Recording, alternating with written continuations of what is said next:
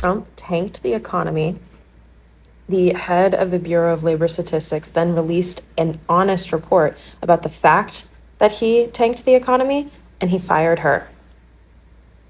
He fired her for telling the truth. If that doesn't scare you, it really should. And you should ask yourself why it doesn't scare you. He fired the head of the Bureau of Labor Statistics because he didn't like the job report. He claims that she lied, claims she did it to hurt him, and says that we need somebody in there who's going to provide accurate job numbers. Translation, lie for him. I didn't think that I would ever see the absolute just collapse of this country. Collapse into authoritarianism or fascism, or just collapse. But here we are. We are literally watching it happen. We are watching it happen with a spray tan clown telling everyone that 2 + 2 = 5, and everyone with a red hat firmly glued to their head going, "Thank you, Daddy. Can we have some more truths?" Maybe we have to fall. Maybe we have to collapse so that we can build this back better in some way. Maybe that's what has to happen. And I know this is terrible to say, but the only comfort that I take is the realization that when this all does collapse, MAGA, you're coming down with us. People that said, "I don't know which one of them to vote for," you're coming down with us. Or you may not think that you are, may not think that you will, but you will. You will. You may think that you're some sort of modern day chosen people, but you're going to be crashing right down along with the rest of us. And as you look around and scratch your heads and say, if only there were signs, that we knew this was going to happen, we won't hear you. Because we're already crawling out of the ditch, and we're leaving you behind. So Trump is firing the Bureau of Labor Statistics commissioner because he doesn't like the jobs report. That's like me throwing out my scale when I know damn well I've been eating pasta and desserts for 3 weeks straight with no restraint. The jobs report came out and we only added 73,000 jobs. And there was also a revision of 258,000 jobs from the previous months. So he's upset about that. Mind you, all of this is publicly available data. It's just numbers. It's just facts. And she's not the only one responsible for this. There's a team of economists and data analysts that take all this information and put it into the jobs report. He has put our economy into turmoil. Of course, companies aren't adding new jobs. They don't know what to do because every other day he implements a new tariff. So unless he outlaws math, the BLS commissioner that he names next is going to come up with the same numbers. Unless they decide to lie for him, which is really just out of the fascist playbook, just make up the numbers. We've seen him do it before when he was talking to Jerome Powell, the head of the Fed, and tried to tell Jerome Powell that he knew more about what the Fed was doing than he did. I want to show you exactly how Donald Trump manipulates his base by taking a tiny piece of misinformation to create a gigantic lie. For this particular lie, we're going to talk about his firing of Dr. Erica McIntyre, who was the former commissioner of the Bureau of Labor Statistics and was fired for allegedly having political motivations behind her job number revisions. I want to show you in Trump's own words why he fired her and then identify the teeny piece of misinformation that he blew up into the big lie. I think her numbers were wrong. Days before the election, she came out with these beautiful numbers for Kamala. Then right after the election, I think on the 15th, November 15th, she had an $800,000 or $900,000 massive reduction. Said she made a mistake. Trump said that happened in November of 2024, after he already won the election. But the truth is, it happened in August of 2024, just 1 month after Kamala Harris even became the nominee. So if anything, that move that she made would be politically motivated against Kamala Harris and Joe Biden, not against Donald Trump. But Trump saw this as a major opportunity to manipulate his base by simply changing the date. Now all of MAGA thinks that Dr. Erica McIntyre was a Democratic operative appointed by Joe Biden to go after Donald Trump, but there is quite literally zero evidence of that when you change the date of her revision from November to August when it actually happened. Guys, is this the point to call Donald Trump Mr. Paranoid? I think we should look a name for him. Hi guys, welcome back to my channel. My name is Danny and I'm gonna be the host for today. So in today's video, we're gonna talk about this story that transpired like a week ago where Donald Trump fired the Chief Commissioner of Bureau of Statistics, whom I was looking at her CV. She has served the government for almost 20 years without any blemish, and then all of a sudden she is cooking numbers. Donald Trump is not coming up with concrete evidence, it's just a matter of speculation. But just because he is the president or the head of the state, he has tremendous power to do anything he wants to. Are the numbers cooked? We don't know yet, because the numbers and figures that Donald Trump is throwing, we have no evidence once again. And just because the numbers really fell off from the recorded 258,000 in May and now 73,000 at this period, we could understand why Donald Trump looked a little bit frustrated. But again, if you cannot handle the truth, then just F off. Even if you hire the next person and again the statistics fall, what are you gonna do? Are you gonna fire the same person because the statistics are not in your favor? Even the Republican senators, some of them are coming out and saying that was really wrong. But hey guys, let's continue listening to more opinions. I don't need to tell you what a big deal this is. You already know what a big deal this is. Trump has fired the commissioner of the Bureau of Labor Statistics because he didn't like the numbers that she gave him. Okay, well, not she, but the statisticians at the Bureau of Labor Statistics. He doesn't like the numbers, so he fires the person in charge of the numbers. And that's some Stalinist bullshit right there. That's some third world dictator bullshit right there. Okay, that's straight out of the authoritarian playbook. Check it off. He's an authoritarian, we know. He's a fascist, we know. But are we at all surprised at this? No. If you've been following me long enough, we're not surprised at this. He pulled this bullshit the very first day he was in office on January 20th, 2017, when he swore on God that his inauguration numbers were bigger than Obama's inauguration numbers. He also did this with COVID numbers, constantly did this with COVID numbers, and it got people killed, okay? He said if we test more, it's going to create more cases. And then if you remember specifically the Princess Cruise line that was docked outside of, I think it was like the port of Long Beach or something like that on the very early onset of the pandemic. If you remember that, he did not want them to dock. He did not want them to dock because of the fact that he did not want more COVID numbers coming into the United States. So he didn't want them to dock. For a guy that's terrible at math, Trump seems to have an obsession with numbers. So then, thankfully, when COVID did come around, Johns Hopkins University came out with their own COVID trackers, and their own COVID tracker was more accurate than the actual COVID numbers that the Trump administration was putting out. All right. So now what do we have? We have numbers that we can't really trust. And it's going to be hard to make economic decisions based on those numbers because Trump fired all the smart people that do those numbers. And now, we don't know. So it's no wonder that someone like Jerome Powell is not going to lower interest rates when we don't have an accurate reflection of the interest rates. Okay. But hey, you know what? This goes both ways, right? Right. I mean, if Trump is going to give us numbers, it goes both ways.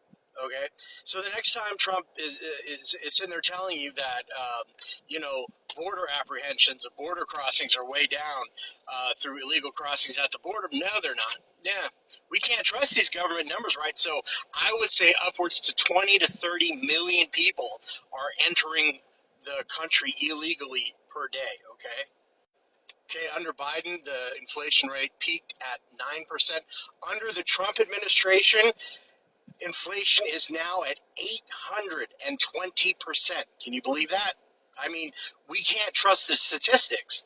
You, as the president, have shown us we can't trust the numbers. So we're just going to make shit up now. That's all we're going to do. For the next 3, we're just going to make shit up now. All right? And I'm looking forward to it. I'm looking forward to having fun with Trump supporters because, after all, they have fun at our expense all the time, okay? They laugh at things like a genocide in Gaza, or they laugh at things like inhumane treatment in alligator Auschwitz. They laugh. Let's fucking start laughing at them back because I'm sick of this. I'm sick of this bullshit. So why not? There's 240% unemployment right now, as far as I'm concerned. Well, what number can you make up? Okay, you remember the other day when Trump said that prescription prices are going to go down 600 to 1,000%. He just makes shit up. So this is the era of just making up numbers and throwing them out there and just, like a dice, right? Just make it up. Why not? Also, I have it on good authority that Trump visited Epstein's Island 64 million times. He was there 64 million times. It's true. Look it up.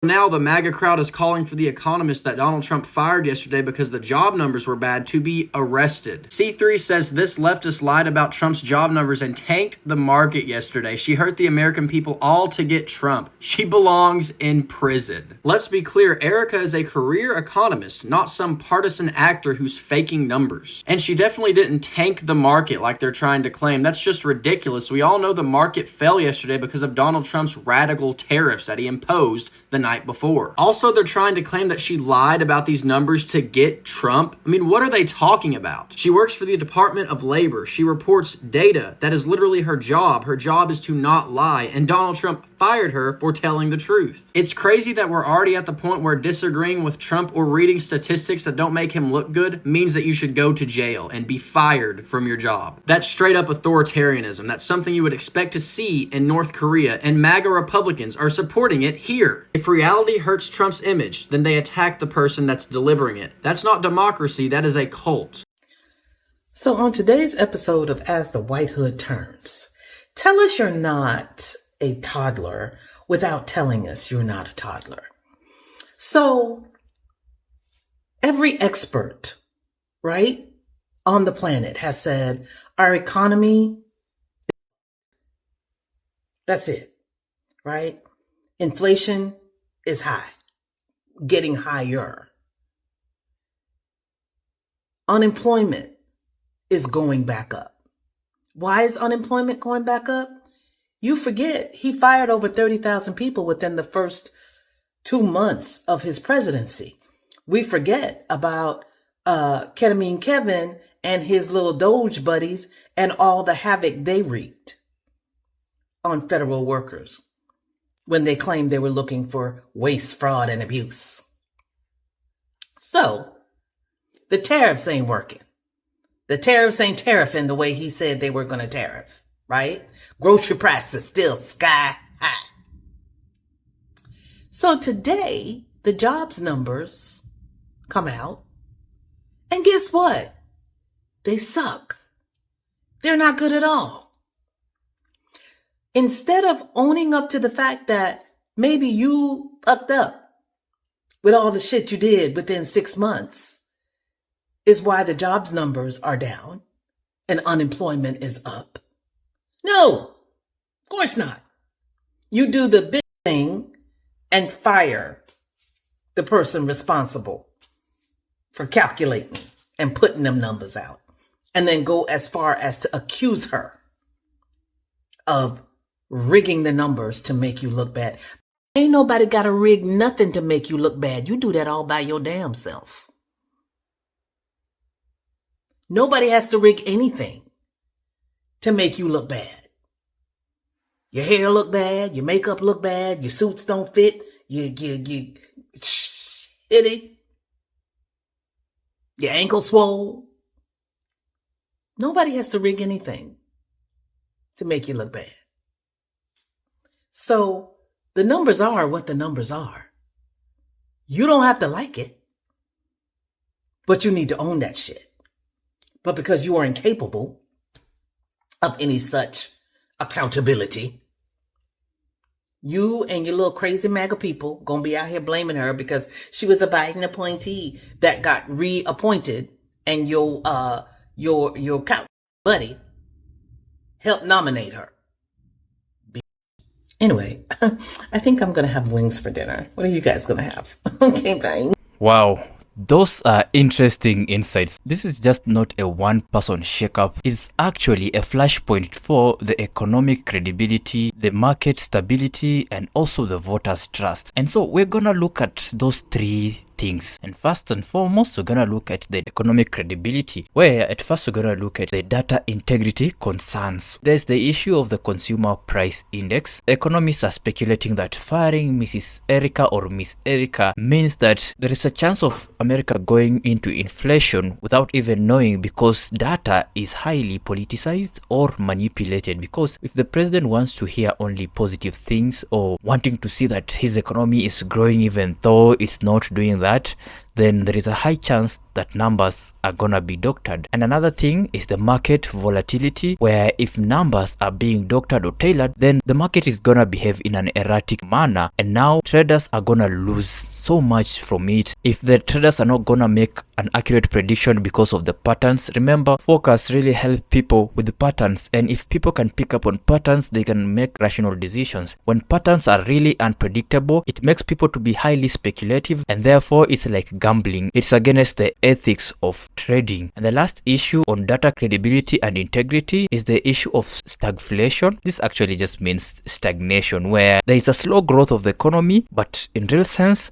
prices of basic commodities and other commodities are constantly soaring high. If we go past the issue of economic credibility, we're gonna have to look at the Federal Reserve implications. There's issue of pressure to cut rates, and this insinuates that there is no independence of this institution. It means that Trump always wants to influence this independent institution to always act in accordance to what he expects from them. That by itself could contribute to things like lowering interest rates when it's actually not supposed to be. We've even seen Trump going head to head with Powell, calling him stupid and just political just because he's not bowing down to him, and there has been rumors that he is looking to replace Powell. The last but not least is the issue of voters' trust and also political trust, where of course we've seen also Republican senators coming in and pointing out that this is not right. This in the long run is going to affect how voters view the Republican Party or Trump as a whole, and especially coming for the next election, people are gonna have divided opinions, and most of the supporters might be swayed by such actions, because if people are not given accurate numbers, or if the messenger is being shot at the foot, remember Miss Erica just reported the numbers. There is no evidence of manipulation, or there is no proof that has been given that Miss Erica has been acting in bad faith. And why her alone? Why not go for the whole office and investigate the whole department and see discrepancies in that? He didn't do that. And the view of America being an economic stronghold in the world is now rapidly deteriorating. Other nations are no longer trusting the numbers that US is putting out there just because of the Trump administration. It's an interesting days ahead, and I don't know, guys, what do you think about this whole issue? It's now my chance to leave this forum to you. Please don't shy away to share your opinions or your thoughts in the comment section down there below. Also, don't forget to go and check the original creators. The usernames have been embedded in the stitch videos as always. Go on to their TikToks, follow, like. For this channel, make sure you smash a huge thumbs up button, subscribe, turn on post notifications so that you may not miss my next upload. And with that, guys, let me meet you in the next one. Peace out.